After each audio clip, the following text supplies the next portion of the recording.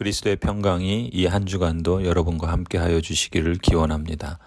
남유다가 아시리아의 공격을 받을 무렵 히스기야 왕은 병으로 죽을 위기에 처했습니다. 나라가 멸망의 위기에 빠지고 또 자신도 죽음의 위기에 놓여 있을 때 히스기야는 기도합니다.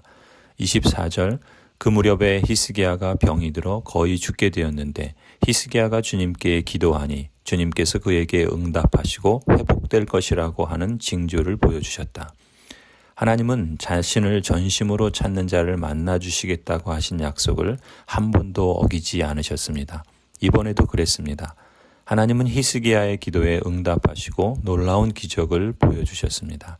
나라의 위기뿐 아니라 개인의 고난도 이기도록 역사해 주셨습니다. 이처럼 하나님께서 은혜를 베푸실 때 오히려 더욱 겸손해야 합니다. 25절에 그러나 히스기야가 교만한 마음으로 받은 바 은혜에 감사하지 않으므로 하나님의 진노가 히스기야와 유다 백성과 예루살렘 주민에게 내렸다. 히스기야는 받은 바 하나님의 은혜에 감사하지 않습니다.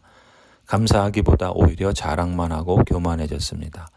하는 일마다 형통하고 구하는 것마다 응답받았던 히스기야도 이렇게 한순간 교만하여 넘어지고 맙니다. 지금껏 받은 은혜를 어느 순간 당연한 것으로 여기고 모든 것을 자신의 공으로 드러내려 한 것입니다. 응답을 체험한 후에 겸손을 배우는 것이 그만큼 귀중한 훈련인 것이죠. 우리 일상의 모든 것이 하나님의 은혜임을 아는 자가 복 있는 사람입니다. 작은 응답을 경험했을 때부터 감사할 줄 아는 영적 습관이 그만큼 중요합니다. 형통한 후에 넘어지지 않으려면 그 복을 누리려면 하나님이 주신 일상을 은혜의 눈으로 보는 습관을 키워야 하겠습니다. 26절 드디어 히스기야가 교만하였던 자신을 뉘우치고 예루살렘 주민도 함께 뉘우쳤으므로 주님께서는 히스기야가 살아있는 동안에는 그들을 벌하지 않으셨다.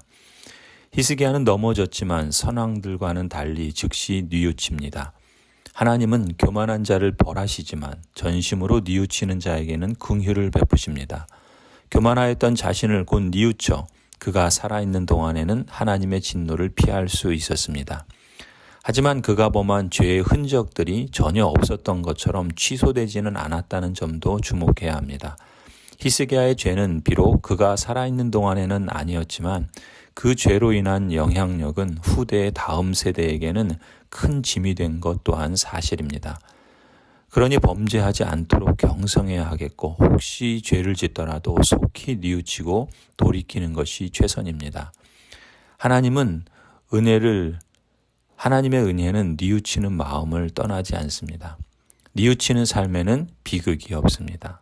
27절에 히스기야는 대단히 부유하게 되었고 온 천하의 영화를 한 몸에 누리게 되었다.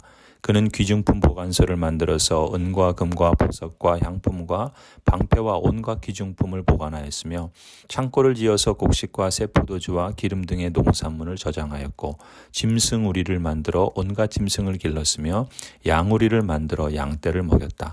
또 성읍들을 더 만들고 양떼와 많은 소떼를 치도록 하였으니 하나님이 그에게 재산을 그렇게 많이 주셨던 것이다. 위쪽 기혼의 샘 물줄기를 막고 땅속에 굴을 뚫어서 그 물줄기를 다윗성 서쪽 안으로 곧바로 끌어들인 것도 바로 히스기야가 한 일이다. 히스기야는 하는 일마다 다 잘 되었다. 하나님께서는 이처럼 히스기야를 부유하게 하셨고 그가 하는 일마다 다 잘되게 하셨습니다. 33절에 히스기야가 죽어 그의 조상과 함께 잠드니 유다와 예루살렘의 온 백성이 그의 죽음을 애도하고 그를 존경하여 다윗 자손의 묘실 가운데에서도 제일 높은 곳에 장사하였다.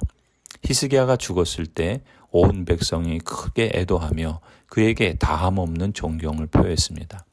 성도 여러분, 히스기야라는 이름의 뜻은 여호와는 나의 힘이시다입니다. 히스기야의 삶이 그의 이름처럼 강할 수 있었던 비결은 다른 것이 아니었습니다. 하나님을 전심으로 존중하는 사람을 존중하십니다. 혹 죄를 지을지라도 속히 뉘우치고 돌이키는 사람을 받아주십니다.